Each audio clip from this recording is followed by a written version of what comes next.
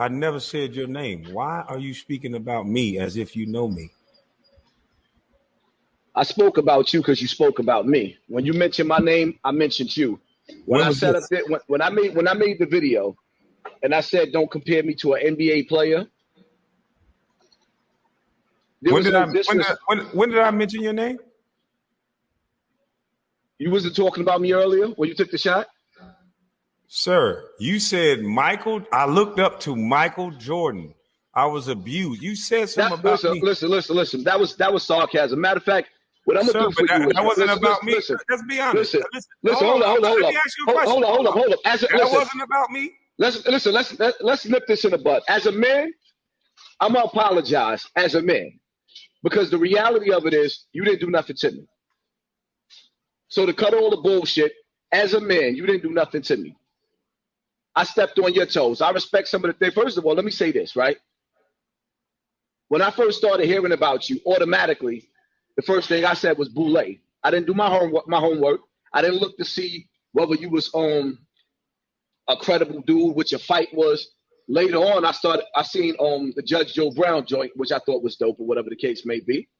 But just to give you who I am, when it comes to anybody that comes from Hollywood, the music industry, any of that, I look at everybody sideways. So I prejudged you according to that. But as far as who you are and what you're doing right now, your message, some of the things that I've caught up on and I listen to, I respect your message as a man. But sir, you didn't say that about 30, 40 minutes ago. What I said was not 30, 40 minutes ago. What I said was a response to the indirect, what you said about me on earlier today. But listen, bro, you've said something about me indirectly in 3, maybe 4. Even when you spoke about me the first time, when somebody asked you, what do you think about KWAME Brown? You said, I like him, but, and then you went on to talk about all this stuff. And even today, you talked about an oath. And I'm telling you that anytime you go to prison, you sign an oath. You sign an oath to be a slave for white boys.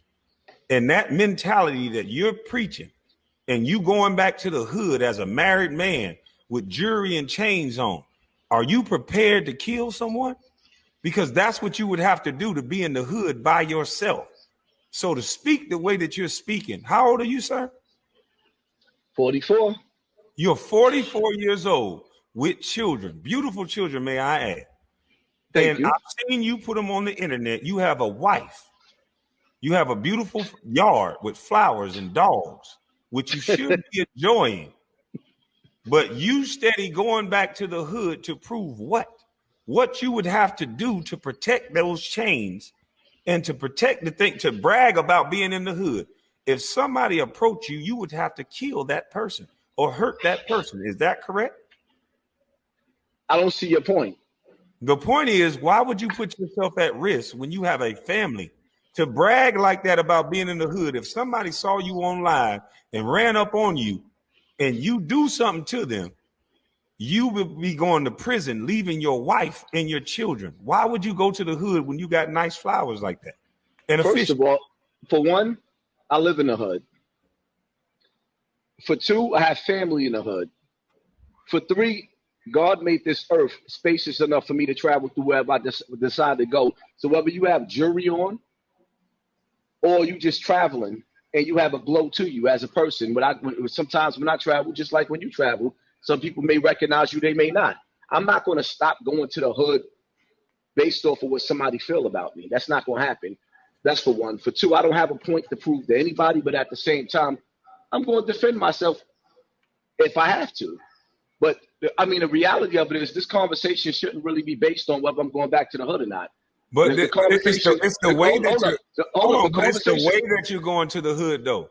You're going to the hood with chains on. You're going to the hood saying, yeah, I can go to my hood. I can do this. I can do that. That's braggadocious. Let me explain something. You would have to hurt the person that come up to you in the hood. You a real street cat, right? So you know there's rules and regulations to the hood. You don't make yourself look like food in the hood. I can't be in a blood neighborhood wearing blue. There's rules and regulations to the street, and you going back to your hood while you're a grown ass man with children And if you're in the hood with that many flowers, that's a nice ass hood. With that fish tank and that nice stuff you got, if that's the hood, you in No, a that's nice not the ass hood. hood. That's Okay, not so the hood. I'm talking about where your family is. That's where you should stay. Because what you would have to do in order to brag like that with chains on, you would have to hurt someone, which would take you Hold away up. from your family. Hold up for a second. Give me. I'm trying to figure out. So you basically talking to me about me going to the hood with chains on. I think that you way too articulate as a man. You're way too smart as a man to be talking about whether I'm going. Our conversation shouldn't be based off of whether I'm going back to the hood with chains on. That's not what it's I don't based get that. off. That's okay. Let me explain. And like I said, as a man, I apologize to you. I apologize to you as a man. I understand the apology, but look, hold your wrist up. Hold your wrist up. That right there makes you a target in the hood. And what you know what makes me hold up. You know what makes me a target in the hood? Also makes you a target. Hold up. You know what makes me a target in the hood? Because I hear you breaking down like I'm glorified going to jail. But do you realize that I got beef with every major rapper because I talk about the poison that they spew out from speakers? Do you realize when I go down to Harlem, I got beef with damn near everybody down there? Damn near every gang I speak out against, every gang. How you say gang? I speak out against all that shit. All of that. Everything that's going on in the hood with all these young boys killing each other, these parents sitting up in the park drinking Hennessy while their kids are shooting up the block. I've been speaking about all that. So my whole thing is, me personally, like I said, if your message, which I respect the fact that you got in Charlemagne's ass, I respect it. I don't rock with that, man. I don't rock with nobody that take pussy. Nobody. But at the end of the day, I stirred this pot up. So as a man, I could apologize and say, you know what? I came at the brother first because I was raised. But my whole thing is like, I mean, if we're going to build, I'm not really building about whether I'm going to be in the hood with jury, because I'm going to be in the hood with jury. Okay. Whether So I feel that's what I'm saying. Let's expound on that, though. Right. Is it not true that if somebody run up on you by yourself with jury on, what would you have to do to that person? So if somebody ran up to me, if somebody ran up to me while I got my jury on and they tried to take my jury, it's going to be an all-out war. So why put yourself in that situation at 44 with flowers, a fish tank, kids, and a wife? Why put myself in that situation? Yes, sir. Do you ask them?